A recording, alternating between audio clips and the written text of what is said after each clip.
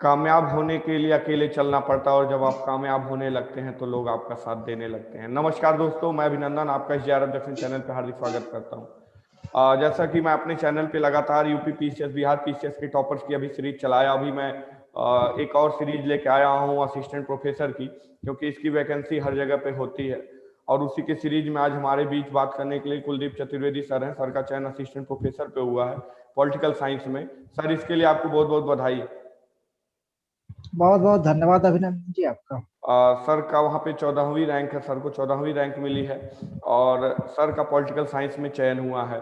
अभी यूपी और बिहार में भी असिस्टेंट प्रोफेसर की वैकेंसी होनी है और उसके एग्जाम की तैयारी कैसी की जाए, निश्चित तौर पर सर के द्वारा बताई गई बातें कारगर साबित होंगी। तो उसी के सीरीज में हम लोग सर से बात करते हैं। तो सर, कैसे तैयारी की जाए, सर असिस्टेंट प्रोफेसर के एग्जाम की कैसे तैयारी की जाए? सबसे पहले मैं एक रणनीति बताऊंगा कि यदि हम लोगों ने किसी अच्छे विश्वविद्यालय से पढ़ाई की है, वो भी रेगुलर स्तर पे, और जो एकेडमिक्स की बुक्स है जी उनको बेहतर तरीके से अध्ययन किया है, तो निश्चित रूप से सफलता प्राप्त होगी। जैसे मैंने अपना पोस्ट ग्रेजुएशन इलाहाबाद विश्वविद्यालय से ही किया था, जी। और जो गुरुजनों का मार्गदर्शन प्राप्त हुआ वो बहुत महत्वपूर्ण और कारगर साबित हुआ इसके लिए। और साथ ही आपको कुछ गाइड बुक पढ़ने की बजाय जो टेक्स्ट बुक है और जो ऑथेंटिक बुक्स है उनका आप अध्ययन करें, तो आपको सफलता जल्दी मिलेगी और निश्चित रूप से। तो सर, कैसे आपने तैयारी की सर, की कौन कौन सी बुक लिस्ट पढ़ी? मेरा कुछ बुक लिस्ट रहा, मैं आपके साथ शेयर करता हूँ। बिल्कुल। जैसे भारतीय राजनीतिक चिंतन में बीपी वर्मा सर का एक बुक आता है, वो काफी महत्वपूर्ण रहा। और तुलनात्मक राजनीति की ओपी गावा का बुक आता है, वो भी अच्छा रहा। और इसके साथ साथ जैसे आईआर में पुष्पेश पंत जी का बुक था, और इसके साथ आईआर में करंट अफेयर्स के साथ आप लगातार जुड़े रहे तो बेहतर रहता है। लोक प्रशासन में कुलदीप फाड़िया का किताब भी अच्छा है, तो इन किताबों का आप सहारा ले सकते हैं तो काफी अच्छा होगा। लेकिन इसके साथ करंट अफेयर्स को ध्यान में रखें तो आपको बेहतर परिणाम मिलेंगे। साथ ही जो आपने एमए में आपने पढ़ा हुआ है, या कोई भी आपका सेगमेंट है, सब्जेक्ट है, तो पोस्ट ग्रेजुएशन स्तर पे आप बेहतर पढ़ाई करें तो आपको बेहतर से बेहतर सफलता मिलेगी और जल्द ही मिलेगी। जी सर, वहाँ पे कोई फर्स्ट पेपर इस तरह का कुछ होता है या जनरल पेपर कुछ होता है? हाँ, सीजी में था, फर्स्ट पेपर था वहाँ पर, स्पेशल जीएस का था। वो 50 नंबर का था, यानी 50 प्रश्न थे। और वो स्पेशल वहाँ सीजी का ही था। जैसे वहाँ पर राज्य के ही उनके संबंधित 50 प्रश्न आए हुए थे, तो वहाँ पर स्पेशल था। और सेकंड पेपर था वो पॉलिटिकल साइंस का था, वो सभी विद्यार्थियों को समान रूप से था। तो 50 क्वेश्चन पॉलिटिकल साइंस के और 50 क्वेश्चन जो है वहाँ के स्टेट स्पेशल, छत्तीसगढ़ स्पेशल। तो सर, नहीं नहीं नहीं। हाँ हम्म। सर। मैं ये बोल रहा हूँ कि जो फर्स्ट पेपर था जिसमें 50 प्रश्न थे, वो छत्तीसगढ़ स्पेशल के थे। जी। और सेकंड प्रश्न था जिसमें 100 प्रश्न थे, वो पॉलिटिकल साइंस स्पेशल। वो पॉलिटिकल साइंस टोटल है। प्रश्न थे और पूर्णांक 300 नंबर। और एक क्वेश्चन 3 मार्क्स का था यानी?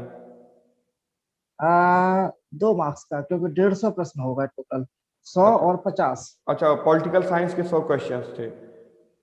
हाँ, 100 क्वेश्चन। तो सर, कोई माइनस मार्किंग है वहाँ पे सर इस एग्जाम में? 1/3 माइनस मार्किंग थी, और वो क्या स्टेट बाय स्टेट वेरी करती है। जी। जैसे यूपी में शायद नहीं है, वो सीजी में है। अच्छा, तो अलग यदि जहाँ स्टेट। पर माइनस मार्किंग है तो उस समय पे, हाँ, वो स्टेट बाय स्टेट वेरी करेगी। जहाँ माइनस मार्किंग रहती है वहाँ पे थोड़ा सा आपका कॉन्सेप्चुअल नॉलेज बहुत बेहतर हो, ताकि आपको तुक्के ना लगाने पड़े, तो वो ज्यादा महत्वपूर्ण है। क्योंकि बिल्कुल। उसमें क्या है कि आपका जो सही प्रश्न है वो भी गलत होने की संभावनाएं रहती हैं। तो आप थोड़ा सा सिलेक्टिव तरीके से आंसर को लगाना तो ज्यादा बेहतर। तो सर, इस एग्जाम की तैयारी में सर आपने कितना समय लगाया या कितना टाइम आपने दिया कि इस एग्जाम को क्रैक करने में? जैसे मेरा 2018 में खत्म हुआ था पोस्ट ग्रेजुएशन इलाहाबाद विश्वविद्यालय से, तो उसी के बाद से ही मैंने सोचा था कि असिस्टेंट प्रोफेसर के लिए तैयारी करना है। तो उसके बाद मैंने नेट क्वालिफाई किया दिसंबर 2018 में, उस समय पे जीआरएफ क्वालिफाई हुआ था। और 2019 जनवरी में ही फॉर्म आए थे छत्तीसगढ़ पीसीएस के असिस्टेंट प्रोफेसर के। उसी समय पे मैंने फॉर्म उसका अप्लाई किया था, और उसी ईश्वर की कृपा से और मेहनत से उसी में मेरा हो गया, तो इस वजह से अच्छा रहा। सर, सफलता का लगभग राज? 1 वर्ष की तैयारी। जी जी सर। सफलता का राज यही है कि कड़ी मेहनत और अपने ऊपर आत्मविश्वास बनाए रखें, सबसे बस यही है, क्योंकि किसी भी बड़ी सफलता में शॉर्टकट काम नहीं करेगा।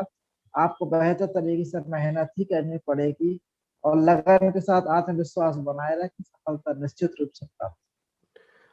सर जैसे छत्तीसगढ़ स्पेशल के लिए आपने क्या पढ़ा था? छत्तीसगढ़ स्पेशल के लिए यूट्यूब का भी सहारा लिया था, और साथ ही साथ उसका अरिहंत का एक बुक आता है स्पेशल, तो उसका भी मैंने अध्ययन जी। किया। और यूट्यूब पर कई चैनल है, वो काफी अच्छे से डिस्क्राइब करते हैं, उसका भी सहारा ले सकते हैं। सर सब्जेक्ट की तैयारी में सर ऑनलाइन प्लेटफॉर्म की आपके लिए कोई भूमिका रही सब्जेक्ट की तैयारी में, जो पॉलिटिकल साइंस स्पेशल है? हाँ रही है। ऑनलाइन ऑनलाइन प्लेटफॉर्म का भी काफी सहारा रहा। कई चैनल्स ऐसे हैं जो काफी अच्छे हैं और उनका बहुत से लोग कर भी सकते हैं यूज। जैसे कुछ एक सार कॉन्सेप्ट करके आता है, तो वो पेड चैनल है, तो उसका भी हमारी सफलता में काफी महत्वपूर्ण योगदान है। मतलब कुछ पेमेंट लेते हैं वो पेड चैनल वाले? हाँ, जो पेड चैनल है वो, तो उसका काफी, उसमें उन्होंने कॉन्सेप्ट पर नॉलेज बेहतर, तो वो बिल्कुल। भी काफी कारगर है। तो सर आपने कितने घंटे की लगभग एक स्टडी की या कॉन्सेप्ट पे काम किया, किस तरह से सर किया? बहुत सारे बच्चे ये जानना चाहते हैं कि किस ये तरह से मान पूरा सकते हैं कि, जी जी बिल्कुल बिल्कुल। देखो, इसमें थक को मैं तोड़ना चाहूंगा कि अधिकांश लोग बोलते हैं कि 10 घंटे पढ़ना है, 20 घंटे पढ़ना है, तो ऐसा नहीं है। लेकिन ये है कि मन लगा के मेहनत करके रेगुलर रूप से 5-6 घंटे यदि हम पढ़ेंगे तो बेहतर सफलता मिलेगी। और यदि बिल्कुल। 6 घंटे भी यदि हम अच्छे से देते हैं तो सफलता निश्चित तौर पे मिलेगी। और ये कहना बेमानी है कि 10-12 घंटे के पहले नहीं होगा सिलेक्शन, तो उसका तो मैं खुद आपके सामने साक्षात उदाहरण हूँ कि मैंने कभी बिल्कुल। भी 6 घंटे से ज्यादा नहीं दिया है सब्जेक्ट के लिए। तो मेरा मानना है कि सफलता मिल जाएगी, लेकिन शर्त एक ही है कि आपको रेगुलर करनी पड़ेगी। ये नहीं हो सकता है कि एक हफ्ते में 2 दिन पढ़े, 4 दिन ना पढ़े, तब फिर कोई मतलब नहीं। बिल्कुल। सर जो पॉलिटिकल साइंस के स्टूडेंट होते हैं सर, जी। आपको क्या लगता है कि वो कौन सी गलतियां करते हैं जिसकी वजह से उनका लोक सेवा आयोग द्वारा जो एग्जाम होते हैं उसमें चयन नहीं हो पाता? हम्म। मुझे अधिकांशतः यह लगता है कि एक तो कॉन्सेप्ट में कहीं क्लियरिटी नहीं हो पाती है। अधिकांश बार यह देखा जाता है कि छात्र जो है फैक्ट पर अधिक ध्यान देते हैं, और जहाँ पर कॉन्सेप्चुअल प्रश्न आते हैं तो वहाँ पीछे हो जाते हैं। सबसे बड़ी कमी एक ये है। दूसरी कमी ये है कि परीक्षा की प्रकृति यानी नेचर को देखे बिना तैयारी करना। तो हमें सबसे पहले ये सोचना चाहिए हमें किसी भी परीक्षा को पास करना है, तो पास करने के दौरान किस प्रकार के पेपर आ रहे हैं उनका अध्ययन करके ही आगे पढ़ना चाहिए। क्योंकि नॉलेज यदि बहुत ज्यादा है और लेकिन वह काम नहीं आए परीक्षा में, सफलता नहीं मिल पाएगी। तो थोड़ा सा सिलेक्टिव स्टडी की जरूरत होती है, तो सिलेक्टिव स्टडी पर जरूर ध्यान देना चाहिए। सर जो अच्छा एस्पिरेंट है इसकी तैयारी कर रहे हैं उनके लिए आप क्या कहना चाहेंगे, चाहे वो यूपी की तैयारी कर रहे हो चाहे बिहार की तैयारी कर रहे हो असिस्टेंट हम्म। प्रोफेसर की, उनके लिए सर आप क्या कहना चाहेंगे? उनके लिए मैं यही फिर से वही चीज कहूंगा कि थोड़ा सिलेक्टिव तैयारी करें। और पिछले जो 10 अरिहंत से आप ले सकते हैं, कहीं से भी आपको जो मटेरियल मिले, तो पिछले यूजीसी नेट के जितने भी पेपर हैं लगभग 20 वर्षों की, उनको निश्चित रूप से लगा के जाएं अनसॉल्व। और इसके साथ ही जो आपका यूपी का है या आगे बिहार में या राजस्थान का भी आने वाला है, तो उसमें ये देखें पिछले 3 से 4 पेपर का आप अध्ययन करें, तो उससे आपको ट्रेंड समझ में आएगा कि किस तरीके से पेपर आ रहा है और क्या पूछा जाएगा। तो उस तरीके से आप देखेंगे तो आपको बेहतर परिणाम दिखेंगे। और अनसॉल्व निश्चित रूप से लगा के जाए, उससे आपको निश्चित सफलता। जैसा कि सर ने बताया कि अनसाल पेपर की एक बहुत बहुत महत्वपूर्ण भूमिका होती है और अनसाल पेपर आपको पूरा पैटर्न जो है समझने में मदद करता है। तो अनसाल पेपर आप जरूर लगाएं। प्रैक्टिस, जैसे कहावत है कि प्रैक्टिस मेक मैन जी परफेक्ट, तो कहीं ना कहीं वो चीज़ें आपके लिए इजी हो बिल्कुल जाएंगी। बिल्कुल। सर और कोई भी बात एस्पिरेंट को आप बताना चाहेंगे जो लगता हो कि एक एस्पिरेंट को जानना चाहिए और हमने वो क्वेश्चन आपसे पुटअप नहीं किया और आपको लग रहा है कि निश्चित तौर पे एक एस्पिरेंट को ये पढ़ के जाना चाहिए, ऐसा कोई पॉइंट आपको सर लग रहा लगभग लगभग अपनी चर्चा के दौरान सभी पक्ष को छू लिया गया है। है? हाँ। अंत में मैं यही कहना चाहूंगा कि पूरी मेहनत के साथ पढ़ाई करें। और ये दो ही सुझाव मेरे हैं कि एक तो आप आंसर लगा के जाएं, और दूसरा ये कि आप सिलेक्टिव स्टडी करें। ऐसा ना हो कि बहुत ज्यादा पढ़ने के चक्कर में महत्वपूर्ण चीजें छोड़ दें, तो थोड़ा सिलेक्टिव स्टडी की आवश्यकता है। तो सेलेक्टिव स्टडी आप करेंगे तो चीज़ें आपको जो है स्मार्ट तरीके से कह सकते हैं आप स्टडी करें बिल्कुल ताकि चीज़ें बिल्कुल। आपकी क्लियर हो सकें। इसी के साथ साथ सर चैनल पे आने के लिए धन्यवाद सर। आपके द्वारा बताए गए दिशा निर्देश निश्चित तौर पर जो छात्र या एस्पिरेंट छात्राएं जो भी हैं जो इसकी तैयारी कर रही हैं उनके लिए कारगर साबित होगा और निश्चित तौर पर वो बिल्कुल। सफलता के सीढ़ियों पे चढ़ेंगे।